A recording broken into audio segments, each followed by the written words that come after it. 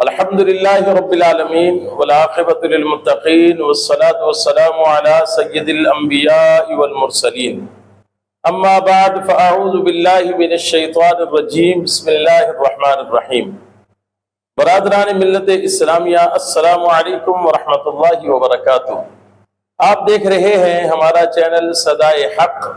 اور میں ہوں محمد خالد محمود نعیمی حمدانی۔ میرے محترم صدائے حق چینل کے سامعین و ناظرین، آپ دوستوں کے سامنے سیرت النبی صلی اللہ تعالی علیہ وآلہ وسلم کے عنوان سے پروگرام پیش کیے جا رہے ہیں۔ آج آپ دوستوں کے سامنے چوتھے سال ہجری کے اہم واقعات پر گفتگو ہوگی، تو آئیے چلتے ہیں آج کی ویڈیو کی طرف۔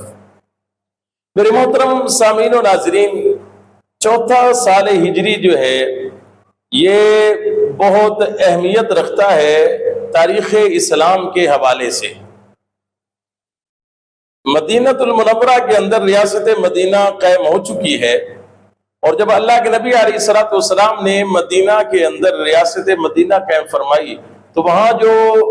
مدینہ کے جو یہودی قبائل تھے ان کے ساتھ آپ نے ایک معاہدہ کیا، اسے میثاق مدینہ بھی کہا جاتا ہے۔ اس میں بہت ساری جو ہے وہ چیزیں شرائط رکھی گئیں۔ اس میں ایک اہم شرط یہ بھی تھی کہ جو مدینہ کے جو یہودی قبائل ہیں وہ مسلمانوں کے ساتھ دشمنی نہیں کریں گے، مسلمانوں کو نقصان نہیں پہنچائیں گے، حضور علیہ الصلوۃ والسلام کی مخالفت نہیں کریں گے، اسلام کی مخالفت نہیں کریں گے، اور اگر کوئی اوپر سے باہر سے کوئی دشمن آ کر مدینہ المنورہ کے اوپر حملہ کرتا ہے تو یہ جو یہودی قبائل ہیں یہ ان کا ساتھ نہیں دیں گے۔ اب یہودی قبائل میں مختلف قبائل تھے، ان میں ایک قبیلہ بنو نذیر تھا۔ یہ قبیلہ جو ہے بہت زیادہ طاقتور قبیلہ تھا، بڑا مال و دولت رکھنے والا قبیلہ تھا، بڑے ان کے باغات تھے، بڑی زمینیں تھی، بڑے ان کے عالیشان مکانات تھے مدینہ کے اندر۔ یہ بڑی طاقت رکھتا تھا یہ قبیلہ بنو نذیر۔ انہوں نے حضور نبی پاک علیہ الصلوۃ والسلام کے خلاف ایک سازش کی۔ سازش کیا کی کہ انہوں نے یہ پروگرام بنایا کہ ہم حضور علیہ الصلوۃ والسلام کو بلائیں گے اور جہاں بٹھائیں گے وہاں اوپر ایک بندے کو چھت کے اوپر کھڑا کر دیں گے، اس کے پاس بہت بڑا پتھر ہوگا، وہ پتھر وہاں سے حضور علیہ الصلوۃ والسلام کے اوپر پھینکے گا، اور اس واقعے کی صورت میں حضور علیہ الصلوۃ والسلام جو ہے وہ شہید ہو جائیں گے۔ یہ اسی اپنے مذموم ارادے کو عملی جامہ پہنانے کے لیے حضور علیہ الصلوۃ والسلام کے پاس آئے، حضور علیہ الصلوۃ والسلام کو اپنے قبیلے میں بلایا۔ اللہ کے نبی علیہ الصلوۃ والسلام جب گئے اور جہاں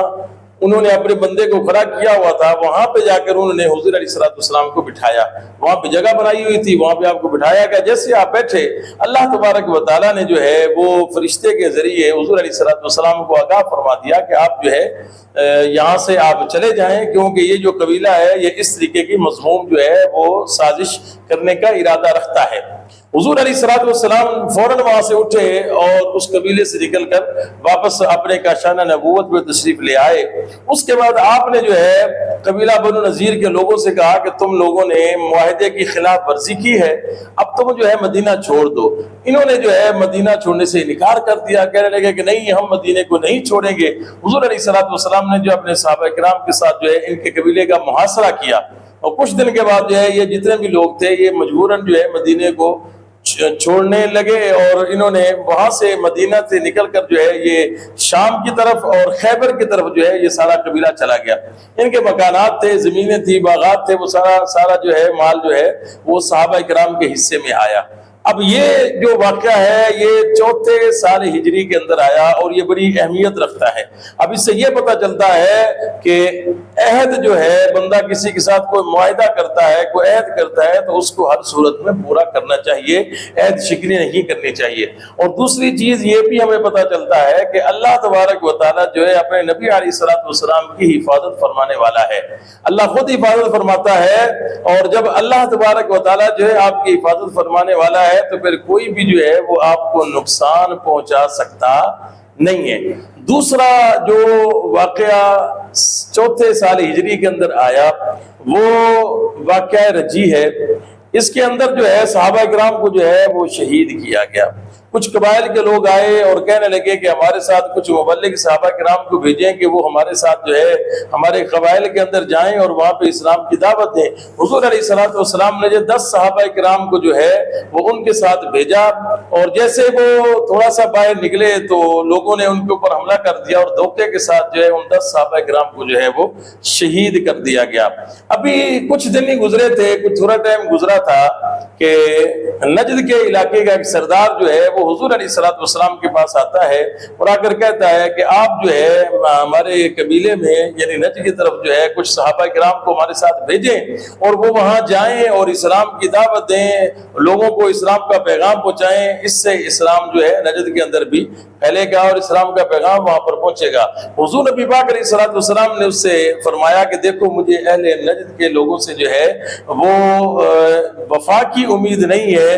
میں اس چیز کا خدشہ رکھتا ہوں کہ نجد کے جو لوگ ہیں وہ ہمارے ساتھ بے وفائی کریں گے اور ہمیں دھوکہ دیں گے۔ اس نے کہا کہ میں ذمہ داری لیتا ہوں، آپ لوگوں کو میرے ساتھ بھیجیں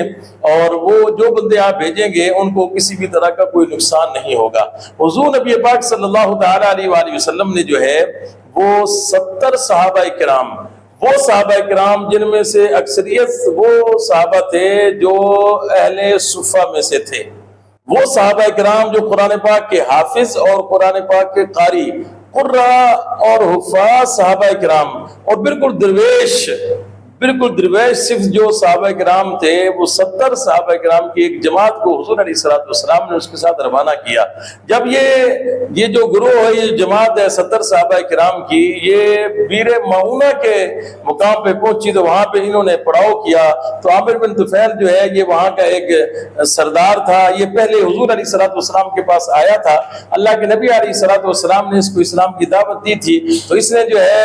اسلام اس شرط پہ کہا تھا کہ چلو میں اسلام قبول کر لیتا ہوں، لیکن اب تقسیم کاری یہ ہوگی کہ جو دیہاتی علاقے ہیں وہاں کے سردار آپ ہوں گے اور جو شہری علاقے ہیں وہاں کا سردار میں بن جاؤں گا۔ تو حضور علیہ الصلوۃ والسلام نے جو ہے اس کو منع فرما دیا کہ ہمارا تو ہرگز یہ مقصد ہے ہی نہیں ہے، بادشاہت یا سرداری یا سلطنت جو ہے وہ تو ہمارا مقصد ہی نہیں ہے، ہمارا مقصد تو ہے لوگوں کو اللہ تبارک و تعالیٰ سے ملانا اور لوگوں کو جو ہے وہ کفر سے نکال کر جو ہے وہ اسلام کی اور نور کی روشنی میں لے کر آنا، اور ہمیں اس سلطنت سے یا حکومت سے کوئی غرض نہیں ہے۔ تو وہ بات نہ بنی اور پھر یہ واپس چلا گیا، اور اس سے خدشہ تھا۔ حضور علیہ الصلوۃ والسلام نے ایک خط جو ہے ان صحابہ کرام کے جو امیر تھے ان کو دیا تھا کہ اس کو جا کر کے میری طرف سے خط پہنچانا۔ وہ جو 69 صحابہ کرام تھے وہ بیر معونہ کے مقام پر رک گئے۔ ایک صحابی رسول جو ہے وہ اس سے سردار سے ملنے کے لیے اس کے پاس گیا، جیسے ہی خط حضور علیہ الصلوۃ والسلام کو اس کو دیا، اس نے جو ہے وہ دھوکے سے اس صحابی رسول کو جو ہے وہاں پہ قتل کر دیا، شہید کر دیا ان کو۔ حالانکہ سفیر کا احترام کیا جاتا ہے، سفیر کو شہید نہیں کیا جاتا ہے۔ اس کے بعد اس نے اور اپنے قبائل کے لوگوں کو جمع کیا، اور وہ جو صحابہ کرام، وہ جو 69 صحابہ کرام وہاں پہ رکے ہوئے تھے بیر معونہ کے مقام پر، ان کو جو ہے اس نے جو ہے مل کر سب نے جو ہے ان کو شہید کر دیا۔ وہ 70 صحابہ کرام جو زیادہ اتنے لڑنے والے یا جنگجو ٹائپ کے نہیں تھے، وہ بالکل درویش صرف جو ہے وہ حافظ قرآن قرہ کرام صحابہ کرام تھے، ان کو انہوں نے بڑی بے دردی کے ساتھ جو ہے ان 70 صحابہ کرام کو شہید کیا۔ ایک کو واپس جانے دیا اور کہا کہ جا کے بتا دو حضور نبی پاک علیہ الصلوۃ والسلام کو۔ جب اللہ کے نبی صلی اللہ تعالی علیہ وآلہ وسلم کے پاس یہ خبر پہنچی، حضور نبی پاک علیہ الصلوۃ والسلام شدید غمگین ہوئے۔ ابھی کچھ تھوڑا ٹائم پہلے تو یہ وہ جو ہے واقعہ رجیع ہوا تھا جس میں 10 صحابہ کرام ہوئے اور یہ 70 ہو گئے۔ یہ تو بالکل غزوہ احد جو پچھلے سال ہوا تھا 30ویں سال ہجری کے اندر، اس میں 70 صحابہ کرام شہید ہوئے، تو یہ تو بالکل اسی غزوہ احد کی یاد تازہ ہو گئی کہ وہاں بھی اتنے ہی صحابہ کرام شہید ہوئے اور یہ بھی کم و بیش اتنے ہی صحابہ کرام شہید ہو گئے۔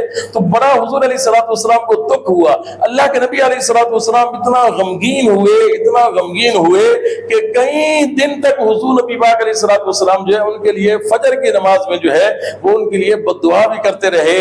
کہ اللہ تبارک و تعالیٰ جو ہے ان کو اس کی سزا دے، انہوں نے جو ہے وہ دھوکے کے ساتھ جو ہے میرے 70 صحابہ کرام کو جو ہے وہ شہید کر دیا۔ یہ جو بیر معونہ کو جو واقعہ ہے یہ 4 سال ہجری کا